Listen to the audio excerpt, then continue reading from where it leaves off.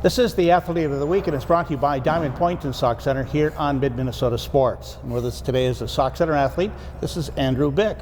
Let's start out and tell us about your family, okay? Yep. So my parents are Mike and Teresa. I am the oldest of three siblings. My sisters, Brenna and Addie, and brother Zach. All right. You know, as we talk about your family, I see your mom and dad at everything, aren't they? Everything. Yeah. Everything. What does that kind of mean to you as a player, and maybe not just so much you too, but other athletes as well, as you see parents come and go? What is that like for you? Well, it means everything. I mean, my whole family shows up to everything. My grandma and grandpa, my grandpa shows up to everything. My uncles, parents, sisters, everybody. And it means a lot that I have all the support from them, and it means a lot. They're here for everything, and yeah. I will say this, that I've been around long enough that I saw your dad play, okay? Yeah. And especially I remember him in baseball, that he was always fundamentally sound, very competitive, and a very good pitcher. Yep. Okay, so does he talk to you through your athletic career? Then do you discuss much? Oh, all the time. He taught me a lot about baseball. Everything I know is from him, and he coached me Little League up, and it was, yeah, everything that I know is from him. So do you give us a typical conversation after a ball game? Let's say you're talking. What do you guys talk about? Oh, it could be an hour-long conversation. We talk about just every little play that I can make, every little fundamental that I could, the technique that I use, pitching-wise, what pitch I threw at what point, and what we can fix and kind of work on, and just stuff like that.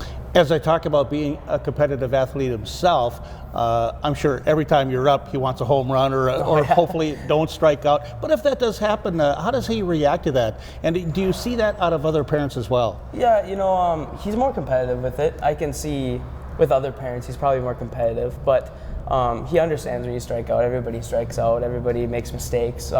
But he's more of a make a mistake, learn from that, and work on it and get better. Now, as I called you Andrew, you're not called that, are you? Not really, no, not really. So what is your nickname? Oh, geez. My family calls me Drew. They call me Biddy. That was my dad's nickname back in high school. I think Ronnie Mortz called me it my freshman year, and it just kind of stuck. And now they call my brother Little Biddy. Anywhere from Drew, Biddy, Andrew, Andy, even I hear. Mm-hmm. So because I hear everybody call you Biddy. Yeah. What else is the story behind that? Oh, I really couldn't tell you. I know. I don't remember who it was. I think it was Mr. Olson that called my dad Biddy back in the day, and Ronnie was there, and so Ronnie called me Biddy that one day, and all my friends kind of stuck with it, and now I'm Biddy. Well, as you bring up Oli, no surprise, he had a nickname for you. Oh, definitely, yeah. All right, so that's stuck. Let me say this about, well, first of all, I should ask you, what activities are you involved in at school? I'm a football, hockey, and baseball player, and I'm also in Captains and Leaders, which is a group at our school. As I've watched you play your athletics through the years, would you agree with this assessment that you are a very versatile athlete? Yeah, very, yeah. I tend to play a lot of positions in baseball. Hockey, I've even switched around positions a lot. Football even too. So yeah, I switch around a lot. Yeah, I want to dig a little bit deeper into that because, again, that's my point. You've played so many positions. What is your feeling with that as you play different positions? Some guys just like to stick with what they're doing, but you've kind of moved around some. How does that work out for you? So that first year that baseball, when I moved around, I think I played third, short, second, pitcher, catcher, and I even played left field. It was a big difference because I like to get myself mentally prepared before games, and it's kind of hard sometimes when you don't know the exact position you're going to play just to go through all the scenarios in your head. But after that year, I kind of got used to it, and I went through scenarios at every position that I could kind of think of, and I made through it, you know. Is it just type of a thing that you're willing to do whatever the team needs you to do? Pretty much. I love sports. I love baseball, competing, everything, and yeah, do whatever the coach says. So let's break them down a little bit more. With football then, what have you played so far? And again, this starts out in 7th grade, all the positions you've played.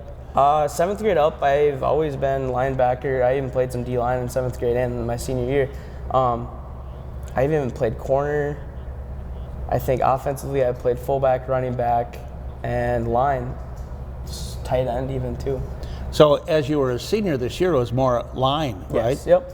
So we were really low on linemen this year, and Coach Riley talked to me about it, and he said, you know, I'm a bigger kid, so he said we're going to have you on the line this year, and you know, we need help on the line. So we had a lot of running backs and linebackers this year. So. Okay, now I'm going to nitpick here, though. As you say, you're a bigger kid. You're not 6'5", 260. No, I'm not 6'5", 260. We don't have a lot of those guys on our team. No. And so as you play line then at your size, how do you do that offensively? What kind of techniques do you think you have to use to do that? Stay very low. I'm a kid that likes to stay low. I get a good base under me. I do a lot of lifting and stuff in the summer. That really helps. And just get low and push the guy back, I guess. And defensively too, then what position? D tackle, linebacker. I even played a little end this year. As you played football and you've gone through the system now for a number of years, football is a sport where you need some numbers, right? Definitely. And I'm not sure how the numbers are going these days. And what would you say to encourage others to go out for football? You know, it's a fun sport. It's a brother sport. I think it's probably the most teamwork sport that there is. After the season, you're a family. Your teammates are your brothers, and I think I've never been a part of a team where it's more family than any other sport. So that's a big part of it. It's a fun sport, contact running, but yeah, more than anything, it's a family. So. And going into the football season, obviously you were expecting some big things out of your quarterback, Casey Sherwers. Yep. Then when he goes down partway through the season, how did you react to it, and how did you try to rally the troops then once he went out? Yeah, so when he actually got hurt, that was my first game out, and I actually had a shoulder injury this year. But when he got out, being a captain, being a leader on our team, I kind of took everybody in and said, you know, we have to push forward, and we have to, you know, we have half the season left. And it didn't go the best, but losing your quarterback is pretty tough, and I'm proud of my guys that stuck with it and kept going, kept pushing. As you talk about being a family, I'm not sure if more sport signifies that more than hockey. Is that true? Yeah, it's a big part of hockey. Big part of hockey. And so why is that? We have 4 different schools that are a part of our hockey team, and sometimes it's a little weird. The first day of practice, you don't see them all year, and then they come and you kind of have to talk to them again and stuff. But we've been playing since Little League up, and now we're just friends. And I think being with each other every day for a while, you really become brothers and friends, and it's very family orientated. I see that then it carries over to say you're playing baseball against Browerville. Yeah. Okay, some of those guys. Yep. But how is that competition within you and some of the guys that you know? Oh, it's fun. It's all in fun. It's really competitive. They're competitive guys too, and if let's say I'm pitching against Ian or something, and I strike him out, I'll maybe give him crap a little bit during the season. But it's all fun. We're all competitive, and yeah. When you play hockey now, as you are this winter season, and you're playing with a player like Eli Fletcher, what is it like playing with him? Because that fella, first of all, he can shoot the puck. He's very good. Yeah. What are your responsibilities, or what are you trying to do to help him score as much as he does? So for me, mostly, I'm a defensive center. That was even last year with Brady and Hunter on my line. I was more of a defensive person that got the puck out, easier to break out, and I played more down low, let Eli stay high because he has that good shot, and stay low, get him the puck. Even Brady Klein has a pretty good shot. So I tend to stay low, pass him the puck, play defensive center more. So the line now of Andrew Bick, Eli Fletcher, and Brady Klein. Klein has 4 goals on the season. Bick has 1. Fletcher has scored tonight. He now has 18. And the puck into the corner, right side. And Litchfield slides it back to the point. Here's a low wrist shot that got blocked by Fletcher. Played into the far corner now for Litchfield. Prairie Center tries to get it back out. They do so. Now it's tipped up ahead. Maybe a try for Klein here to Fletcher. Fletcher will take a shot and a goal! And as we talk about a family, being that, injuries are certainly part of it. Jake Zolman is finally back with the team, going through with what he has.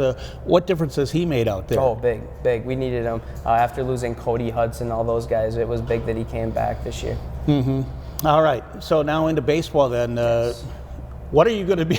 Yeah, again, it seems every game is always different for you, always isn't different. It's always different. I can't tell you what I'll play. But it just bases on the pitching rotation, right? Yep, pretty much. So how has pitching, first of all, gone for you through the years? How have you improved or tried to improve as a pitcher? Yeah, definitely. So I had a problem with my leg kick. When I brought my leg up, I didn't bring it back far enough. So I didn't have the velocity of, the rotation and stuff. I really worked on that. I've worked on a slider, a curveball, and that's getting more speed on the ball. Location's a big part of me and my dad. My dad was a location pitcher back in the day, and so he's taught me a lot about location, and yeah, that's a big part. As I brought up Casey Shermer's too, and thinking about baseball, he was going to be the catcher. He did 1 year, then he went back playing golf. So now who's going to catch? Hey, and Biddy. I just slide it in, I guess. Okay. So what is catching like for you? Because not a lot of guys like to do that. No, I like catching. It's kind of the quarterback of baseball, and I like to lead the team. I like to be a leader on the field. It's a fun position. I like it a lot, actually.